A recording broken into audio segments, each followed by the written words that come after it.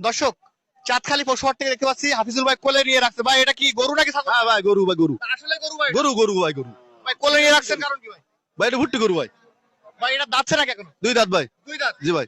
ভাই এটা কি কুরবানিতে খাটবে? জি ভাই, কুরবানি কাটবে। ভাই উঁচা করে যেহেতু রাখছেন, জি। এটা কতটুকু ওজন আছে টোটালি? ভাই এটা এটা কতটুকু ওজন হবে দেখেন, কতটুকু ওজন হবে দেখেন।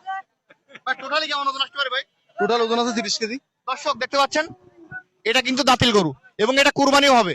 ভাই জি ভাই। আমার দর্শকের জন্য একবারে ছাগলের রেট কেমন করে? জি ভাই, 35 আসছি ভাই।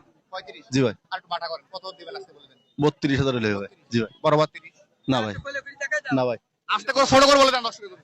31,000 হলে হবে। 31,000 একদম ফিক্স। বাংলাদেশের যে কোনো প্রান্তে দেওয়া যাবে। যে কোনো ভ্রান্তি যাবে ভাই।